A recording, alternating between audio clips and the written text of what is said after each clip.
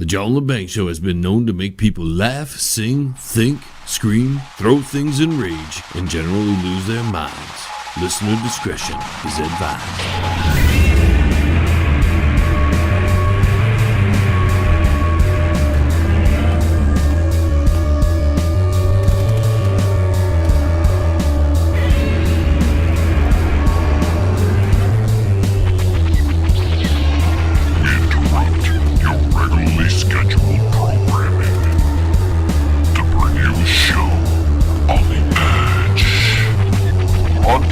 Worldwide and out to the greater universe, you're listening to the John Lebang Show.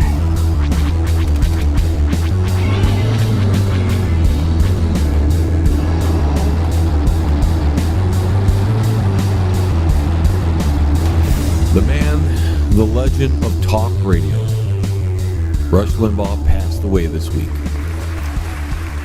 And if you don't mind, ladies and gentlemen, I'm going to indulge in some talk about Mr. Limbaugh, probably the greatest radio voice in my lifetime. He pretty much put on the map and created an entire genre of talk radio. Because, yeah, talk radio was here before Rush Limbaugh was, but Rush carved a path that no one else had done to any degree of success until him. He encouraged people and showed people how to do it, because before Rush, there are only a handful of people actually trying to do the independent radio thing. And Rush became so good at that he was picked up and was put on so many stations across the country. And he influenced not only myself, but many, many others, because him, as well as some of my other influences, showed us how to do it, showed us how to be independent and be successful.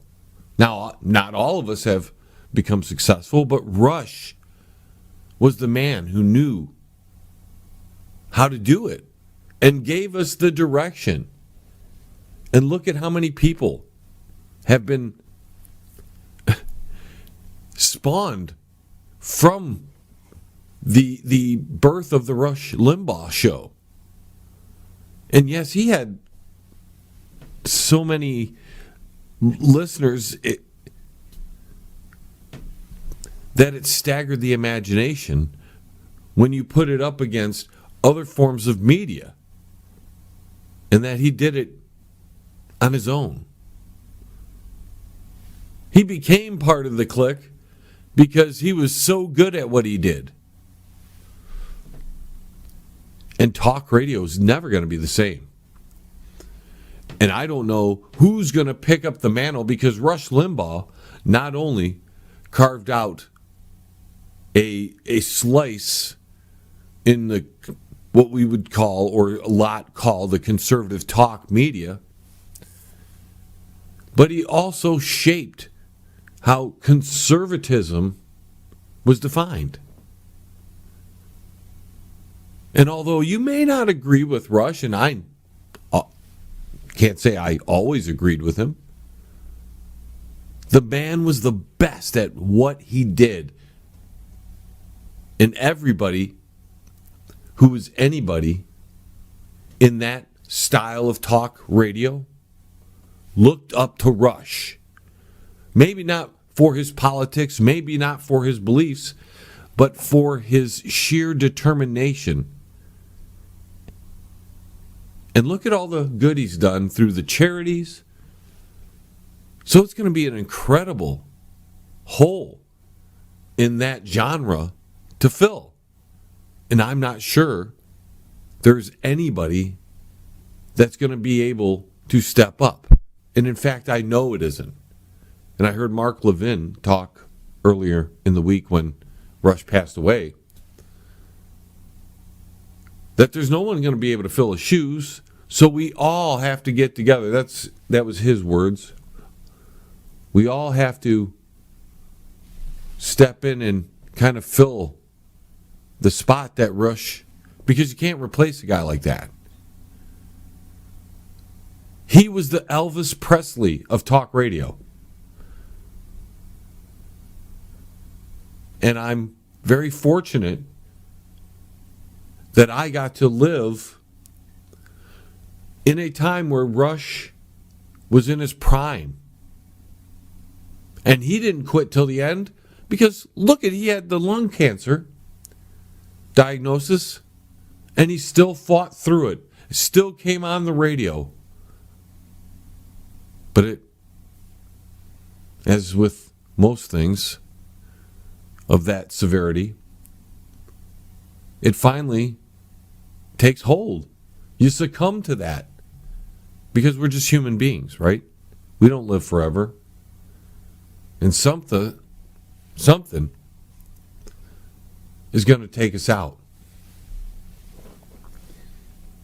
But we should be inspired by Rush Limbaugh, because the man didn't give up.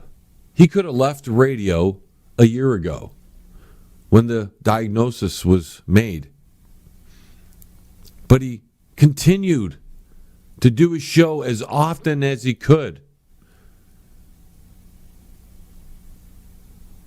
Because, yes, he was the greatest voice ever in conservative talk radio. And he's a major influence on me. Rush Limbaugh, William Cooper, Michael Savage. Those are the three that have really influenced me when it comes to talk radio.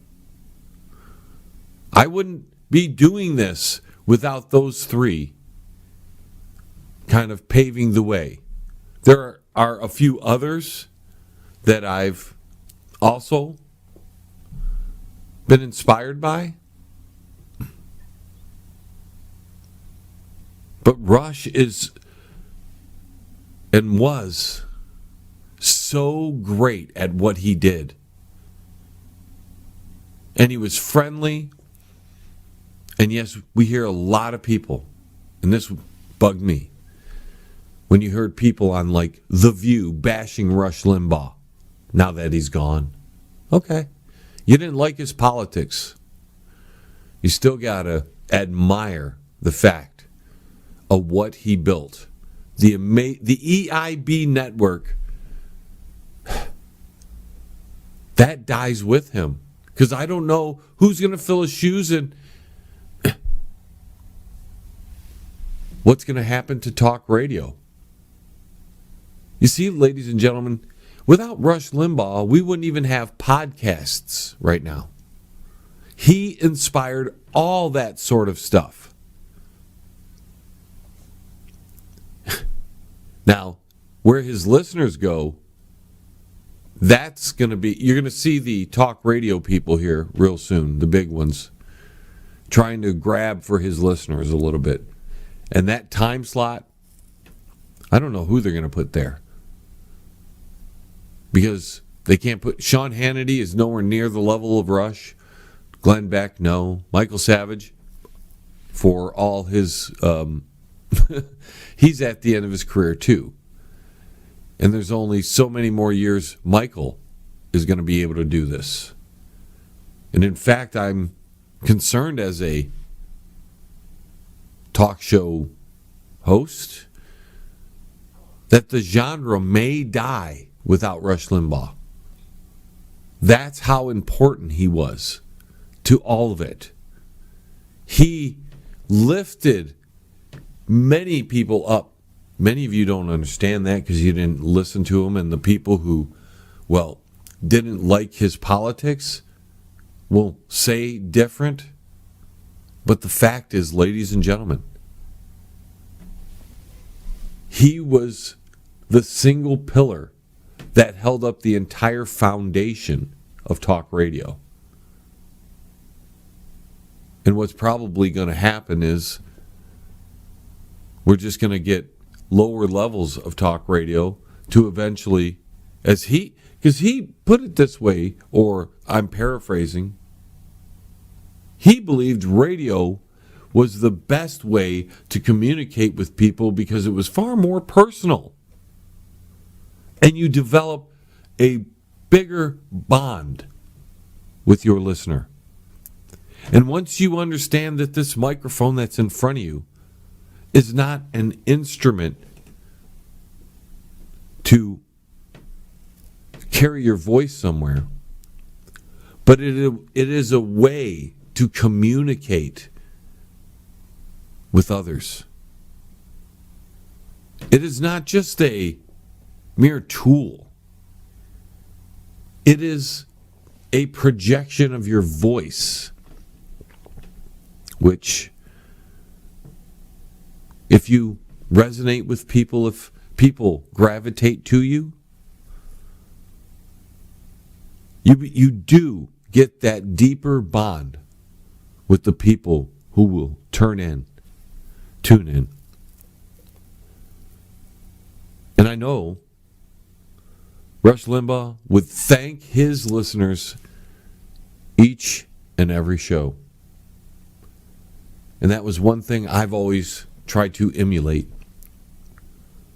Because it's you, the listeners, that tune in, that help make the voice that you hear coming out of your speakers there either popular, more understanding, whatever it is. The Rush Limbaugh showed all of us how to do it. And it doesn't matter his politics, or because we don't worry about that. When you get a virtuoso on guitar, you don't necessarily worry about their politics. You know they're a good guitar player or a great one. So you have to acknowledge that Rush Limbaugh, in my opinion, was the greatest voice ever in talk radio. He's not my number. Rush is number 2 on my list, actually. Because William Cooper really had the biggest influence on me. But they had a lot in common. William Cooper may not like this comparison because he had issues with Rush. But they were teachers, both of them. And they showed you how to do it. Rush taught you the microphone side of things. William taught you the educational and how to do it via the instruments beyond the microphone, with shortwave radio, websites. They were all on that back in the day. William Cooper and the Hour of the Time. So when I reflect on the loss of Rush, it's going to be interesting to see how not only talk radio progresses or digresses, but how conservatism is carried on. Because he was one of the, if not, again, largest voice for conservatism and freedom on talk radio.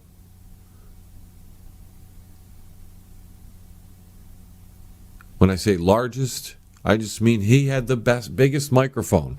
There are other people who espouse freedom a little better than Rush, William Cooper and others. But the idea that Rush Limbaugh's microphone is going to be gone, the golden mic at the EIB network is no longer.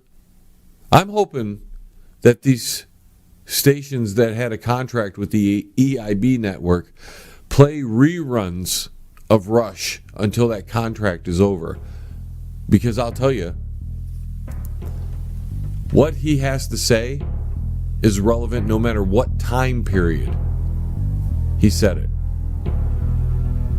We got to take a quick time out, folks. We'll be back after this. Stay tuned.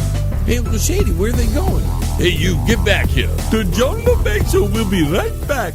Are you in need of commercial or residential window cleaning? Do you need your office cleaned? Maybe custodial work? How about some gutter cleaning? If you do, then call Pane in the Glass. For a beautiful shine that's crystal clear, call Pane and the Glass. You can find them on Facebook at Pane and the Glass. You're listening to the John Lebang Show. It's better than an Islander convention. All right, welcome back, folks. Those of you that are tuning in on the Banger Cam, you can see that things are slowly getting back to normal, but we're not wearing our normal garb because it's freezing. It's been a pretty cold last few weeks, and it was 4 degrees this morning. We had -4 the other morning here in Michigan, and I'm not whining because I know the whole country is gripped by this, what do they call it, a polar vortex again? And it hits Texas the hardest, which is interesting in my opinion, because wasn't Texas the one who filed the giant lawsuit? I wonder what the odds of nature just accidentally smacking Texas harder than, let's say, they're used to, right after the fact they filed a lawsuit that, they weren't allowed to get the evidence into because you have no standing. Yeah, you have no standing.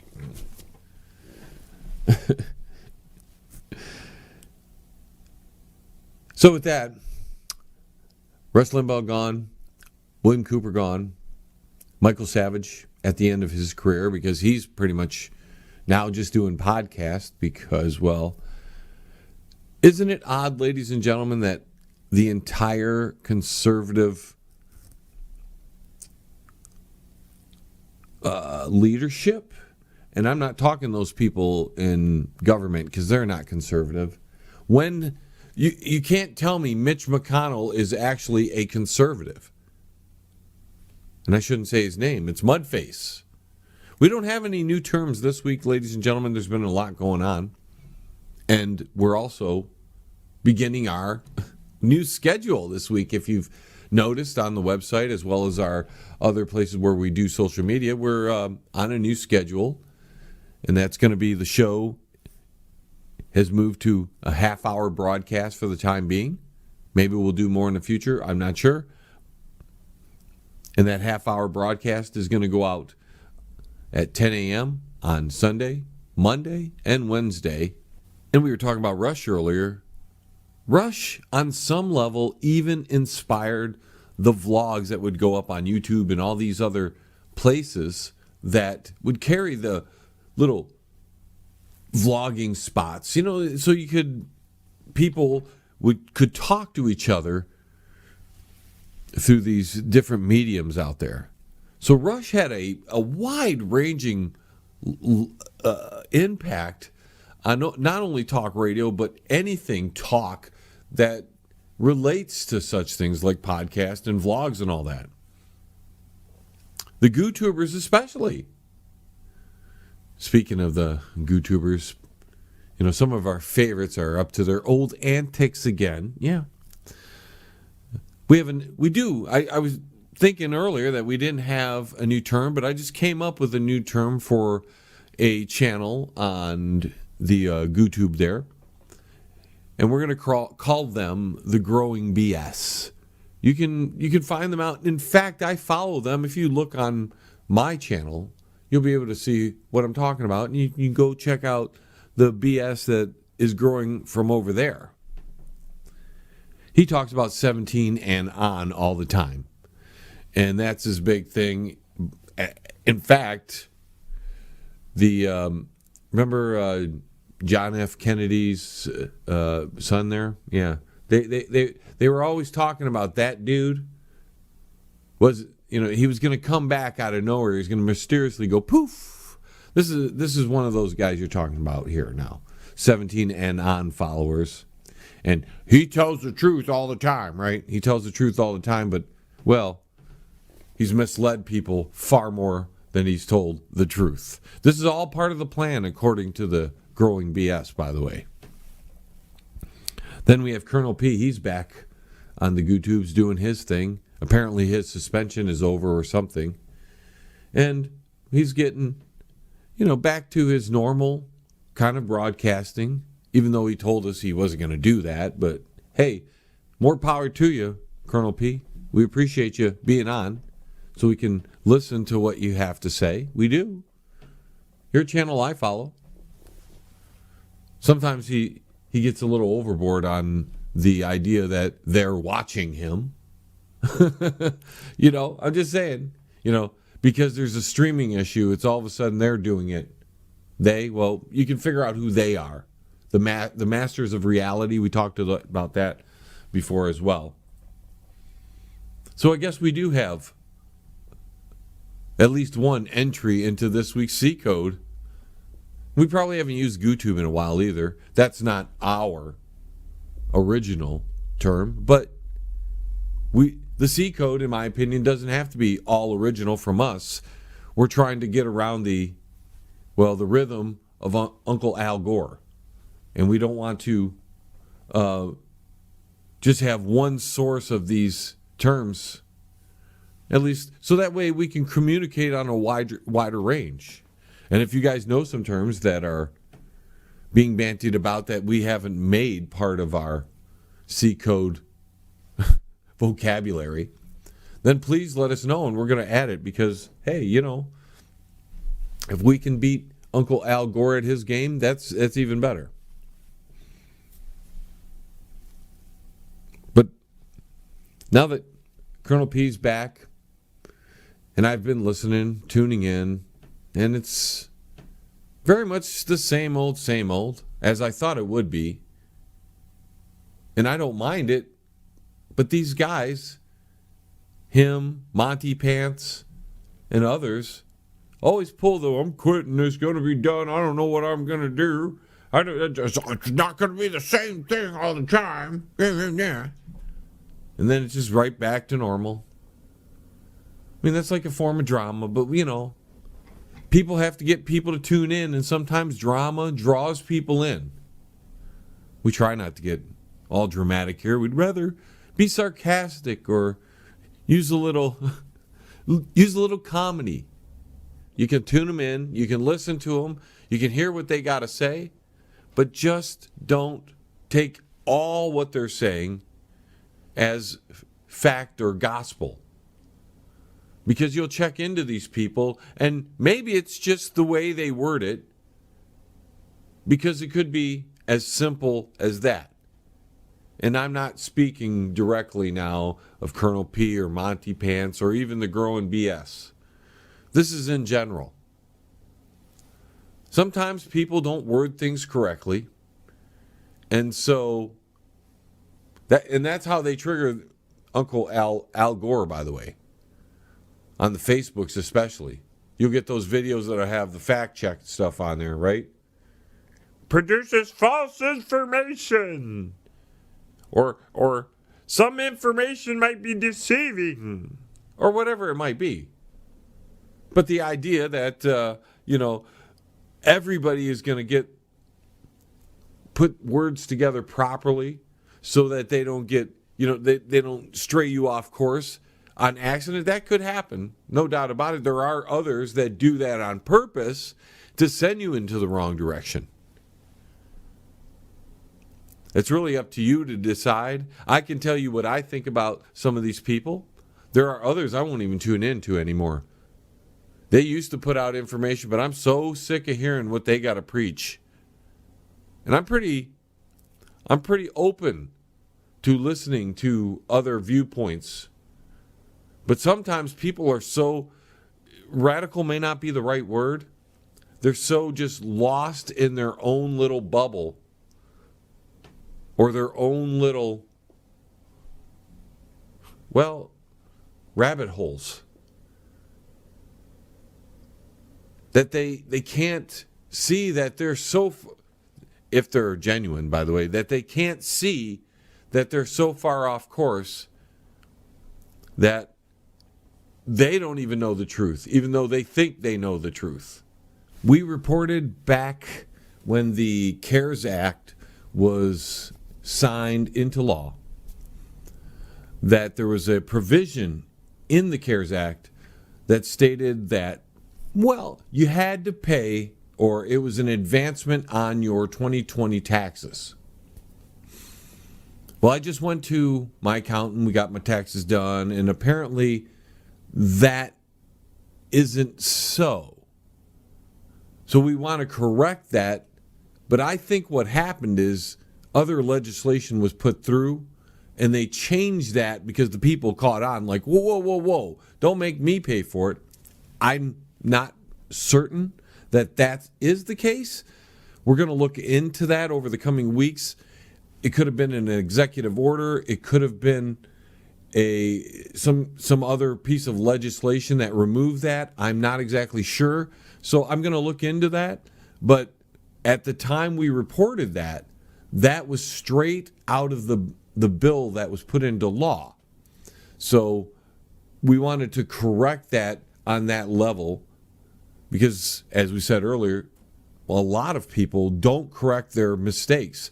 And I'm not certain that that was a mistake. I just think it's possible that somewhere along the line in other legislation or an executive order, I'm not sure. We're going to look into it.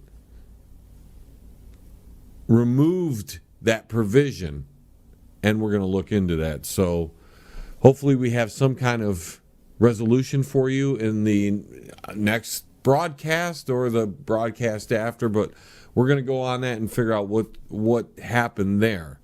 It's also possible that because we didn't make a whole lot of money last year that we fell under another provision inside the bill, and that's something I have to look at myself because it wasn't something that triggered a red flag as the advancement. Oh, it's just an advancement on our tax return. It's not really a free money, but it looks or it appears to be actual free money from, well, the Federal Reserve, because that's who printed it up, basically. So the $600 as well is probably, I bet you, I'll look deeper into that $600, and I'm wondering if somewhere in that bill that countered the other one.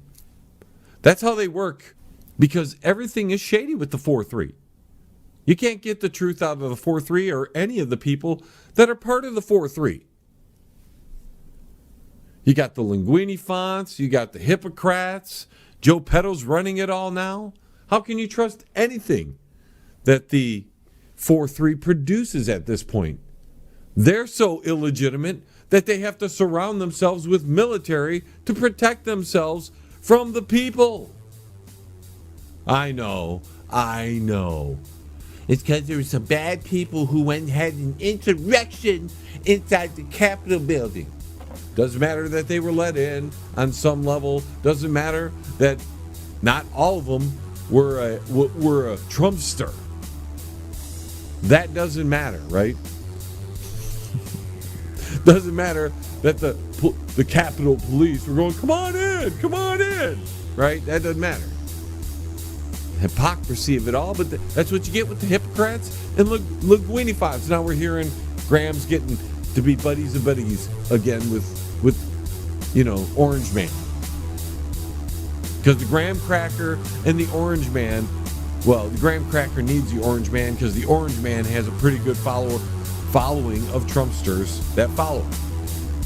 And that's not just on the twits. Well, so half-hour show. Look at that, folks. First one in the can. We'll see you all real soon. Thank you for listening. Hope you enjoyed the new broadcast. We'll have another show tomorrow. Same time, same place, same stations. So tune in. And until that time comes, this is John Lebang signing off from the Banger Studios. 2, 1. Don't forget to go to the website, www.johnlebang.com. jlebang.com.